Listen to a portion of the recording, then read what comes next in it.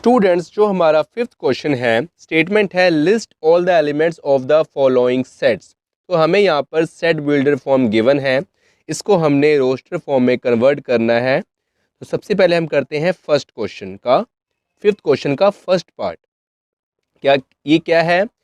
A is a set and it is equal to X such that X is an odd natural number. सबसे पहले हमें पता होना चाहिए कि नेचुरल नंबर क्या होते हैं, जो 1 से स्टार्ट होते हैं और इन्फिनिटी तक जाते हैं। ओके, ये हमारे हो गए नेचुरल नंबर। इसके बाद इसने बात कही है और नेचुरल नंबर। और नेचुरल नंबर कौन से होते हैं? जो 2 के टेबल पे डिवाइड नहीं हो सकते, जैसे कि 1, 3, 5, 7, 9 एंड सो ऑन। तो इसको हम कैसे लिखेंगे in a roster form? A is a set, it is equal to 1, 3, 5, 7, 9 and 3 dots, मतलब कि इनफाइनाइट तक। ओके, ये हमारा हो गया फर्स्ट पार्ट। जो हमारा सेकंड पार्ट है, ये क्या बोल रहा है? B is equal to X such that X is an integer, और एक्स की जो लिमिट है वो क्या है? Greater than 2 -1/2 and less than 2 9/2। सबसे पहले इन्होंने बताया कि x क्या है? इंटीजर। तो हमें इंटीजर पता होना चाहिए कौन से होते हैं। ये रही हमारी नंबर लाइन, और इस पे हम डिनोट करेंगे इंटीजर, जैसे कि 0, 1, 2, 3 इनफिनिटी तक। ओके, उसके अलावा नेगेटिव इंटीजर्स -1, -2, -3 माइनस इन्फिनिटी तक। ओके, ये हमारे हो गए पॉजिटिव इंटीजर्स और ये हमारे हो गए नेगेटिव इंटीजर्स। अब ये क्या बोलना चाह रहा है कि हमने x तो हमारा इंटीजर है, लेकिन x की लिमिट क्या है? -1/2 से ग्रेटर होने चाहिए और 9/2 से लेस होने चाहिए। सबसे पहले हम देखते हैं कि -1/2 किसके इक्वल होता है। इसकी वैल्यू होती है -0.5। ओके, उसके बाद हम देखते हैं 9/2 की वैल्यू क्या होती है। इसकी वैल्यू होती है 2 4 द 8 एंड 2 5 द 10, 4.5। अब -0.5 और 4.5 के बिटवीन हमारे जो इंटीजर्स हैं उनको हमने सेलेक्ट करना है। मतलब हमारे जो इंटीजर्स हैं जो आएंगे इस सेट के अंदर, वो -0.5 से बड़े हों, मतलब ग्रेटर हों, और 4.5 से लेस हो। तो -0.5 कहाँ एग्जिस्ट करेगा? यहाँ पर ये रहा -1, और -0.5 एग्जिस्ट करेगा -0.5। ठीक है, यहाँ पर। ठीक है, ये हमारा हो गया -0.5। ओके, उसके बाद 4.5 यहाँ पर 4 कर लेते हैं, और यहाँ थोड़ा और बढ़ा लेते हैं हम। यहाँ पर 4.5 एग्जिस्ट करेगा 4 और 5 के बिटवीन। यह हमारा हो गया 4.5। अब -0.5 और 4.5 के बिटवीन जो हमारे इंटीजर्स हैं वो कौन कौन से हैं, हम वो लिखते हैं। एक तो हमारा 0 है, देखें इससे अगर हम जाएं राइट हैंड साइड में तो हमारा 0 आता है, लिखेंगे 0। उसके बाद 1, 2, 3 और कहाँ तक है? 4 तक। ओके, क्योंकि 4.5 से लेस जो हमारे इंटीजर्स होते हैं वो पॉइंटों में नहीं होते। ठीक है ना, तो इसलिए हम क्या लेंगे? 0, 1, 2, 3, 4। आई होप कि आपको इतना समझ आ गया होगा।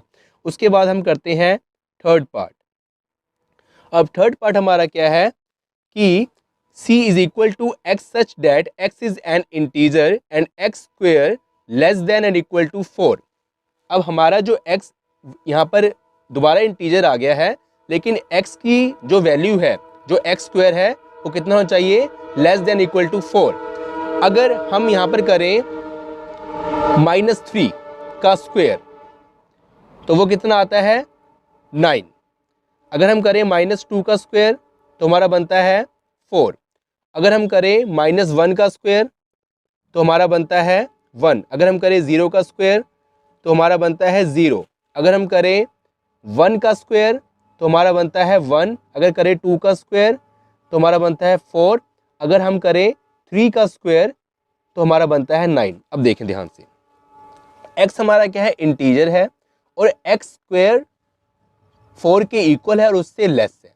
ठीक है, एक्स का स्क्वायर, जो मतलब ये एक्स क्या है, जो हमारे एलिमेंट्स आएंगे इसके अंदर वो क्या है, 4 के इक्वल है, उसका जो स्क्वायर है वो 4 के इक्वल है और उससे लेस है। तो अगर यहाँ पर हम, ये तो हमारे सारे इंटीजर्स हैं, अगर हम उसका स्क्वायर करते हैं, जैसे हमने -3 का स्क्वायर किया तो वो बनता है 9, ये 4 से ग्रेटर है, ठीक है। तो और यहाँ पर जो कंडीशन है वो क्या है, इक्वल होना चाहिए फिर लेस होना चाहिए, तो ये नहीं आएगा। उसके बाद यहाँ पर है -2 का स्क्वायर, तो यहाँ पर ये 4 के इक्वल है तो ये भी आ जाएगा, हम लिखेंगे -2। उसके बाद -1 का स्क्वायर 1, ये 4 से लेस है तो ये भी आएगा, हम लिखते हैं -1। उसके बाद 0 का स्क्वायर क्या होता है, 0, और ये 4 से लेस है, ठीक है, 4 के इक्वल या 4 से लेस होना चाहिए तो ये भी आएगा, तो हमारा आ गया 0। उसके बाद 1 का स्क्वायर क्या होता है, 1, और ये 4 से लेस है तो ये भी आ जाएगा 1। उसके बाद 2 का स्क्वायर क्या होता है, 4, और ये 4 के इक्वल है तो ये भी आ जाएगा, ठीक है। उसके बाद है 3 का स्क्वायर, और ये क्या है 9, और ये 4 से ग्रेटर है, मतलब ये नहीं आएगा। ओनली यही एलिमेंट्स हैं -2 से लेके 2 तक जो जिनका स्क्वायर 4 के इक्वल या उससे लेस आएगा, तो हमारे जो रिक्वायर्ड एलिमेंट्स आएंगे वो आएंगे -2, -1, 0, 1, 2। तो यही हमारा सी सेट में हमारे इन रोस्टर फॉर्म एलिमेंट्स आएंगे। तो आई होप कि आपको ये जो 3 पार्ट थे 5th क्वेश्चन के समझ आ गए होंगे, और जो बाकी के रिमेनिंग पार्ट है हम आगे वीडियो में करते हैं। स्टूडेंट्स, जो हमारा 4th पार्ट है, set D is equal to X such that X is the letter in the word loyal. अब हमने, ये हमारी सेट बिल्डर फॉर्म है, इसको हमने रोस्टर फॉर्म में लिखना है। तो 4th पार्ट डी, मैंने क्या बताया था कि अगर हम किसी वर्ड को रोस्टर फॉर्म में लिखेंगे तो जो हमारे लेटर हैं वो रिपीट नहीं होने चाहिए, ठीक है ना। जैसे कि मैंने पीछे एक लिखा था SCHOOL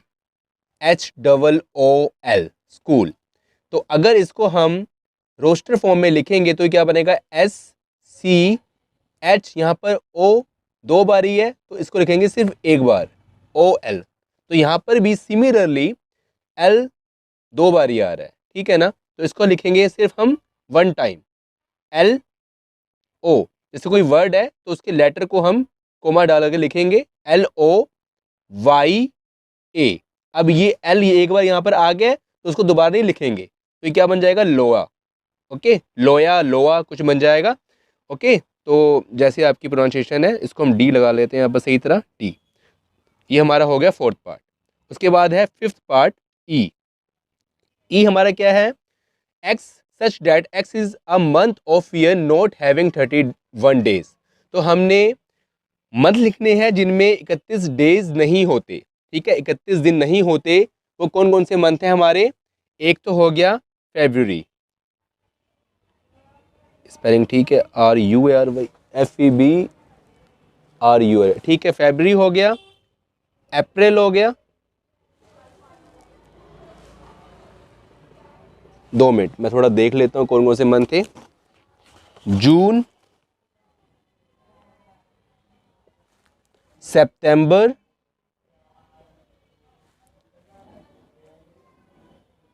and at last November. So student, हमारे यही मंथ हैं जिनमें या तो 28 दिन होते हैं, ये ओनली 28 दिन वाला है, 28 से 29 दिन होते हैं इसके अंदर, फरवरी के अंदर, और बाकी जितने भी हमारे मंथ हैं इसमें 30 डेज होते हैं, 30 डेज होते हैं। और इसके अलावा जो हमारे मंथ है उसमें 31 डेज होते हैं। ओके, तो ये हमने लिख दिया, फरवरी, अप्रैल, जून, सितंबर और नवंबर। इसको हम रेज कर देते हैं, ये नहीं लिखना आपने, ओनली आपने मंथ लिखने हैं, ठीक है ना। तो इसको हमने रेज कर दिया। अब हम लास्ट करते हैं 6th part, x such that X is a consonant in the English alphabet which precedes के से पहले हमने इंग्लिश अल्फाबेट के जो कॉन्सोनेंट हैं वो लिखने हैं। कॉन्सोनेंट क्या होते हैं, सबसे पहले हम देखते हैं कि हमारे वोवेल्स क्या होते हैं, जैसे कि AEIOU, ये हमारे 5 वोवेल्स हैं इन इंग्लिश अल्फ़ाबेट। इनके अलावा जितने भी हमारे लेटर्स हैं इंग्लिश अल्फ़ाबेट में वो हमारे क्या है, कॉन्सोनेंट कहलाते हैं वो। तो यहाँ पर है F सेट है, तो यहाँ पर जो हमने कॉन्सोनेंट लिखने भी हैं वो के से पहले पहले लिखने हैं, जैसे कि जैसे कि हमारे हो जाएंगे, ए तो हमारा वोवेल है तो बी हो गया, सी हो गया, डी हो गया, उसके बाद ई, ई भी हमारा क्या है, वोवेल है तो ई नहीं लेंगे, ई, एफ, जी, एच, आई, जे। अब जे, अब इसके बाद आता है के, हम लिखने हैं के से पहले वाले, तो के से पहले हमारे जो कॉन्सोनेंट है वो यही है, ठीक है, बी, सी, डी, एफ, जी, एच, आई, जे। सो स्टूडेंट ये हमारा 6 पार्ट भी हो गया। तो स्टूडेंट आई होप कि आपको ये 5th क्वेश्चन समझ आ गया होगा। अब हम करते हैं 6th क्वेश्चन।